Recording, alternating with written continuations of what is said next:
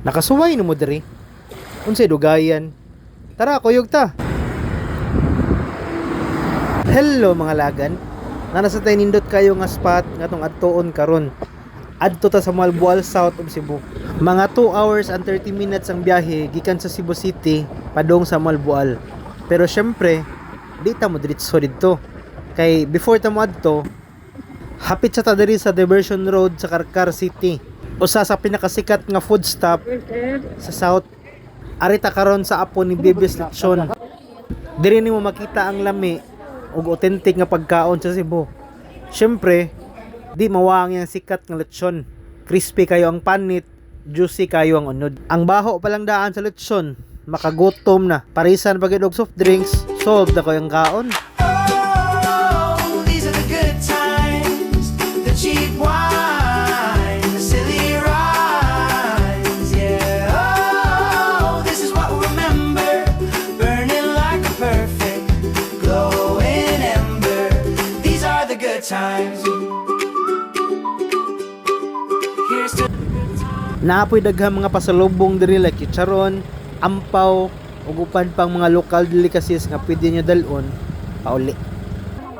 Mami. Please. Only one lagi kay daghan kayo. Nanunog ka na.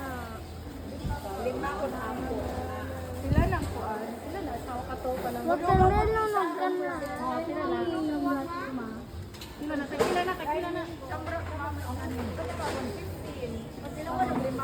Unya kay busog naman ta, aw lahos na ta.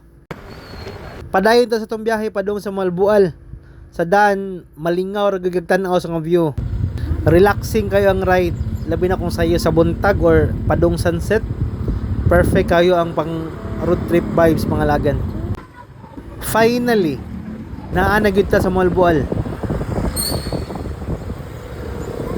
Okay? Kung makakita na mo ni nga signage, right turn lang mo. Nya, diretso na padung dagat.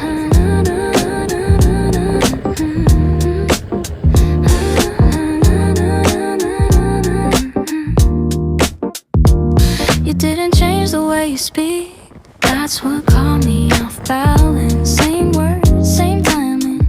Still my focus slipped its axis. I wasn't looking for a moment. Didn't frame it as a sign. Something shifted in the background before I named it mine. It's quiet, yeah, but it's moving, yeah. I feel it before I shape it. Low key.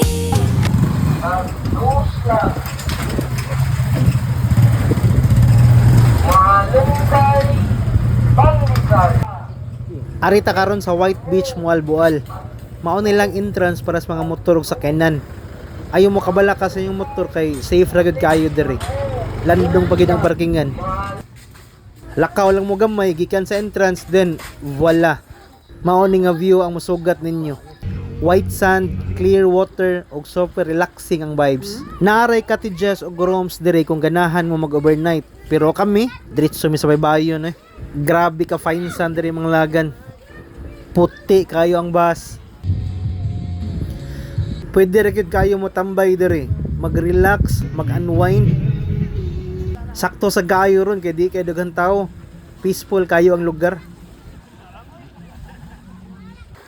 Kung ganahan mong activities, naara po diri kayak, snorkeling o guban pang water activities. Lingaw kayo, maglangoy-langoy diri, labi na kung init ang panahon. Grabe kanindot ang experience, murag mawagtang imong stress tanan. Reminder lang mga lagan.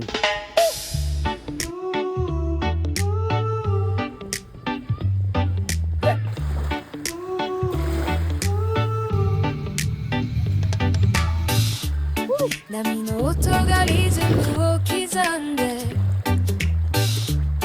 足元に広がる砂の海君と歩くこの道静かな So, mao to mga lagan. Usa na food ka unforgettable nga adventure diri sa Malboal. Kung nangita mo og lugar nga makarelax sa iyong utok ug lawas, this is the sign nga moari na mo diri. See you sa next ride mga lagan. Ride safe always. Bye-bye!